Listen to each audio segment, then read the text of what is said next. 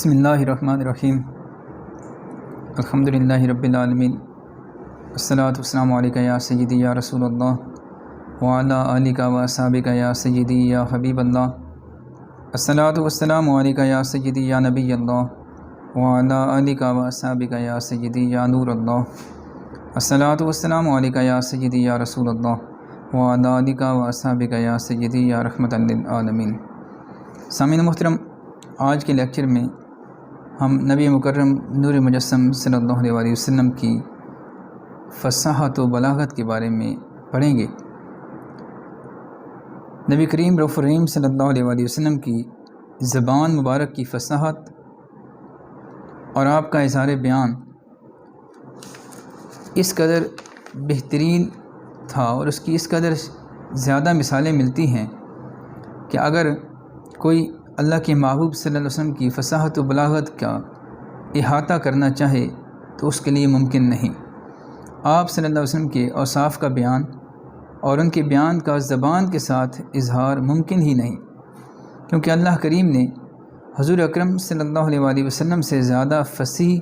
اور شیریں زبان دوسرا پیدا ہی نہیں فرمایا۔ ایک مرتبہ حضرت عمر فاروق رضی اللہ تعالیٰ عنہ نے دریافت کیا کہ یا رسول اللہ صلی اللہ علیہ وسلم، نہ تو آپ کہیں باہر تشریف لے گئے اور نہ ہی آپ نے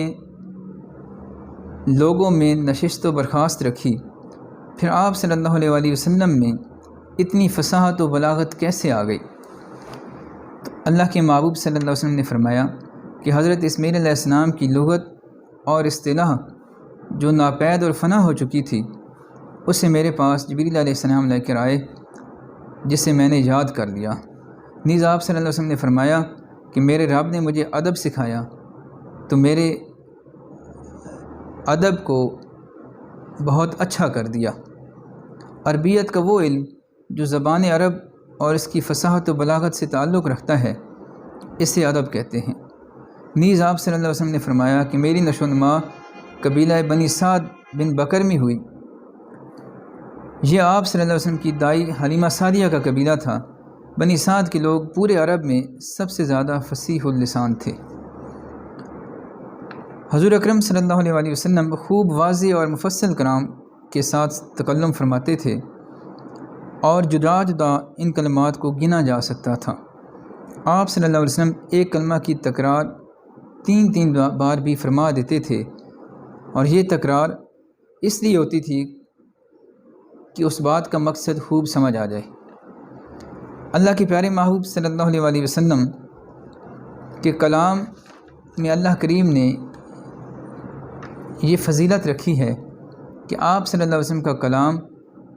مختصر ہوتا تھا مگر جامع ہوتا تھا، اور جس طرح اللہ کی محبوب صلی اللہ علیہ وسلم کی حدیث پاک ہے انما الاعمال بالنیات، یہ تین الفاظ پر مشتمل ایک حدیث پاک ہے، لیکن یہ اس قدر جامع ہے کہ علماء دین اس کو پورے دین کا 1/3 فرماتے ہیں، کیونکہ دین قول و عمل اور نیت پر مشتمل ہوتا ہے، اور اس طرح بعض اسے نصف دین بھی فرماتے ہیں کہ اس اعتبار سے اعمال 2 قسم کے ہوتے ہیں، جن کا ایک عمل کے ساتھ یعنی عمل قلب کے ساتھ ہوتا ہے، دوسرا عمل بالجوارح ہوتا ہے، اور اعمال قلب میں نیت سب سے افضل ہے۔ اس بنا پر اسے نصف علم سے متعلق بات کی گئی۔ تو سامعین محترم، اللہ تبارک و تعالیٰ نے اپنے محبوب صلی اللہ علیہ وسلم کے کلام میں وہ برکت رکھی تھی کہ ایسی برکت یقیناً کسی اور ہستی کے کلام میں نہیں ہو سکتی،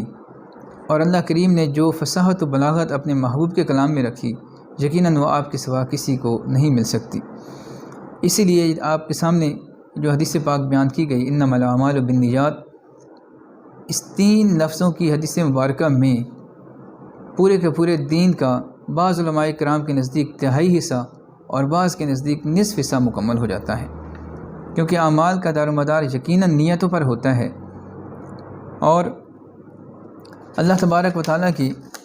پیارے حبیب صلی اللہ علیہ وسلم نے اور بھی بہت سی جگہ پر ایسے ہی مختصر مگر جامع کلام فرمائے، جن کی چند ایک مثالیں آپ کے سامنے پیش کر دیتا ہوں۔ جیسے اللہ کے محبوب صلی اللہ علیہ وسلم نے فرمایا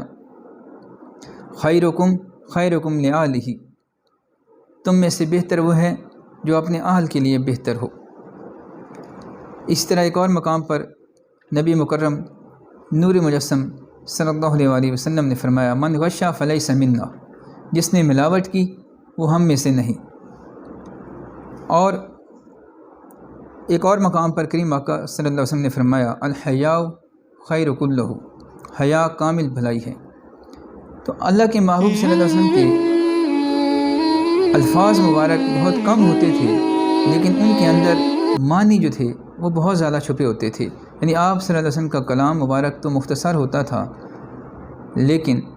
اس کے اندر فصاحت و بلاغت بہت زیادہ پائی جاتی تھی۔ اور نبی کریم صلی اللہ علیہ وسلم نے ایک مقام پر ارشاد فرمایا الدین و النصیحت کلہ، دین اول تاخیر نصیحت و بھلائی ہے، یہ اولین اور آخرین کے تمام علوم پر مشتمل ہے۔ اگر دنیا کے تمام علماء جمع ہو کر اس کی تشریح میں لب کشائی کریں تو اس کے ایک حصہ سے بھی عہدہ برا نہ ہو سکیں گے، کیونکہ وہ جو کچھ بھی کہیں گے اپنے علم اور حوصلہ اور فہم کی سطح کے مطابق کہیں گے، لیکن اللہ کے محبوب صلی اللہ علیہ وسلم نے جو کچھ فرمایا ہے وہ اپنی شان کے مطابق اور اپنی عظمت کے مطابق فرمایا ہے۔ تو سامعین محترم، اللہ کریم سے دعا ہے کہ اللہ تبارک و تعالی ہمیں اپنے محبوب صلی اللہ علیہ وسلم کی محبت بھری اور رحمت بھری پیاری زندگی کو اپنا کر چلنے کی توفیق نصیب فرمائے، ان کی سیرت طیبہ پر، ان کے نقش قدم پر، ان کی سنت مبارکہ پر ہم سب کو عمل کرنے کی توفیق عطا فرمائے۔ اور جیسے اللہ کے محبوب صلی اللہ علیہ وسلم کم کلام کرتے تھے اور ان کلام کے اندر الفاظ کے اندر معنی زیادہ چھپے ہوتے تھے،